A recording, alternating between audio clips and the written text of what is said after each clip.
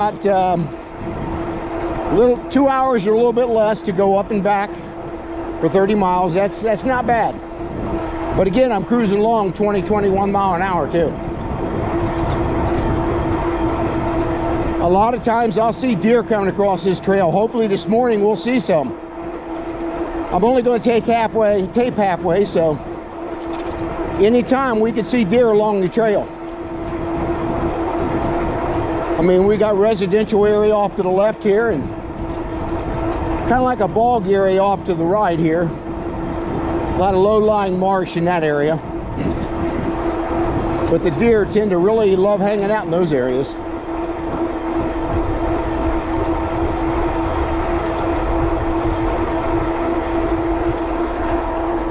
A lot of times you got to watch squirrels on the trail because they'll dart back and forth on you. You got to be careful you don't run over one.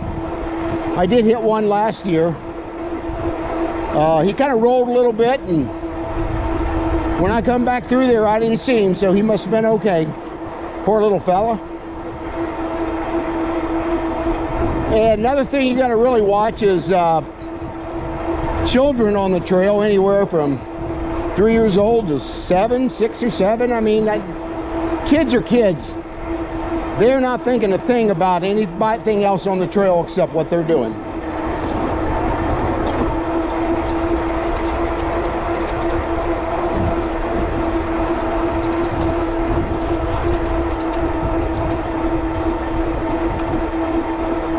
A couple e-bikers there. I know the one guy lives in my Platte.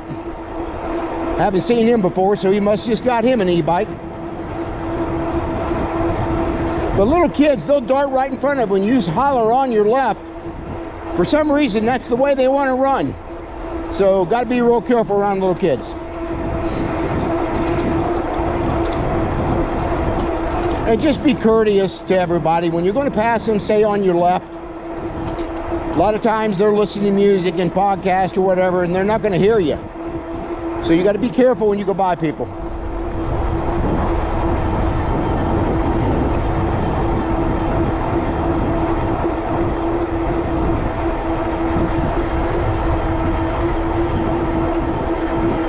Coming up on the 9-mile marker here.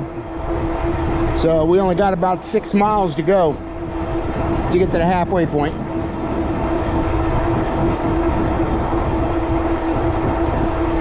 But a little bit about me. I've been married 50 years. My wife's just been a wonderful wife. Met her when I was in my teen years. But she's my rock. She's really helped me make a lot where I don't make a lot of bad decisions. I'm an impulsive person, so I pretty much go buy. If I want something, I'll go buy it. But she's not like that. She grew up pretty poor. Grew up in the hills of Kentucky, and that's why she likes green beans, I guess.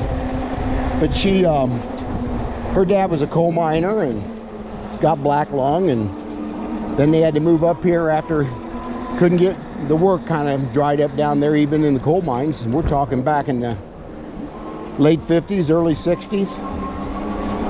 So they came north out of southeastern Kentucky, down around Prestonburg. It's down there pretty good.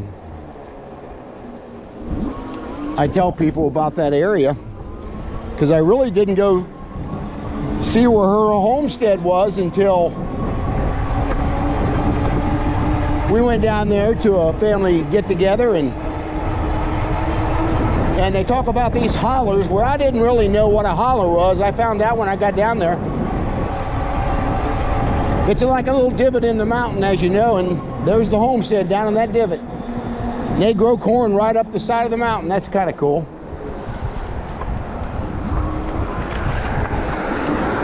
And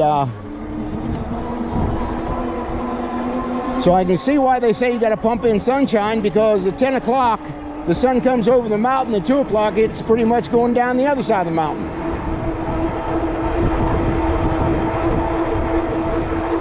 I don't see many construction people out here today. It must be lunchtime.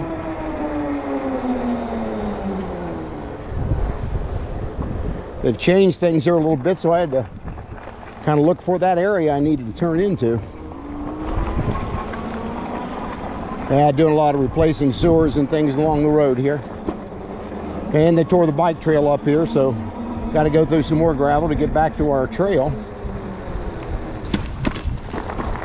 But they really wanted me to go left back there and go another 2 miles out of the way to get back on the bike trail, and I decided not to do that.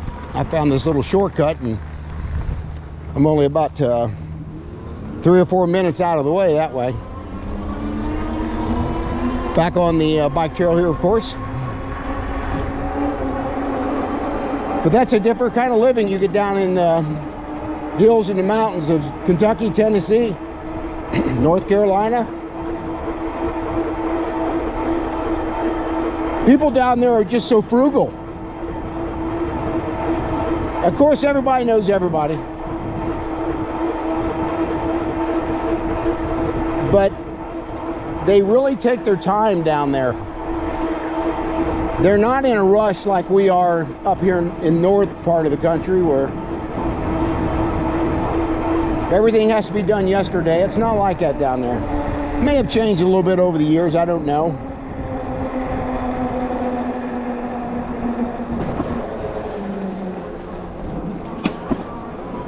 But I actually met my wife through a girlfriend that I liked. On your left. But that girl didn't like me, so that's where I met her. And I knew it when I met her, that's the person I wanted to be with the rest of my life. Now, with that said, we got married young. I quit in my senior year of high school in January and went in the Navy. My parents let me do it, so 17 years old, I went in the Navy, and when I come out of the Navy, well, I was a different person, there's for sure. I mean, I was very immature before I went in the service, and boy, they will make you grow up very fast.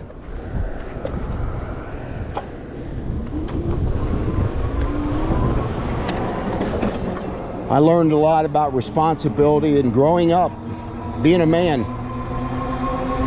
But when I come out of the Navy, we're talking the early 70s, 71, somewhere around there. I was still dating my wife at the time. So we decided to get married in 72.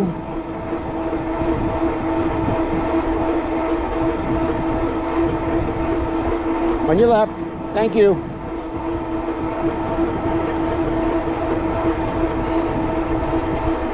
So back then, early 70s, jobs were hard to find. I mean, we had the gas shortages where we actually had to wait in line to get gas, and you had to do it on certain days. So back then, cars didn't get very good gas mileage either, but gas was only 30 cents a gallon as well.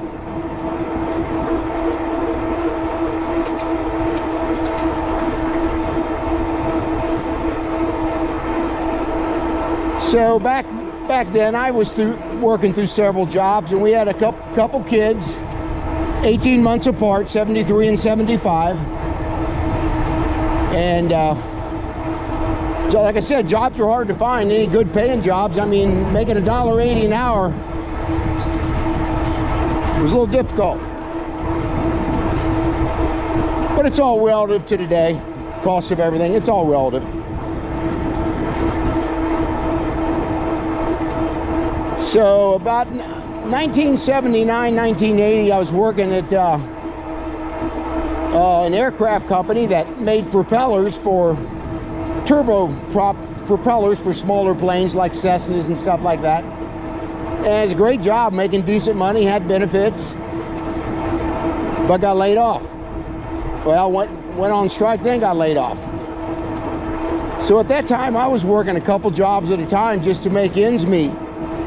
I moved furniture at a trucking company, and then I'd go to work doing something else in the daytime. So in the nighttime, I'd work at that trucking company on the docks, moving freight around. And so I made okay money back then doing that, but I also had work ethic my entire life. My dad worked at General Motors for 30 years, so that's where I learned work ethic. So at that point, when I was laid off, didn't have a job, run out of unemployment. This is 1981. And my wife were talking one day, and she goes, what are you going to do? I said, I don't know. She goes, well, you got experience in two different things. You've installed insulation before in homes, and you've done pest control. So we just opened the phone book up, never really thought about either one. And we opened the phone book up to the A's, and there was this pest control company here in Dayton, Ohio, called A1 Pest Doctors. So I called them, and they said, yeah, I'll come in, fill an application out. And I didn't really know they were hiring at the time, so I did. And when I went in there and filled the application out, they hired me on the spot. This is where God's blessings come into play in your life. So I got that job, and they gave me a company car and got to take it home, and they paid for all the gas, and that was really nice. Had decent benefits at the time, smaller company. It wasn't like a major national company like a Terminex or an Orkin. So I worked there probably 6 years as a route technician, where I would mainly I serviced all commercial accounts, restaurants, grocery stores, small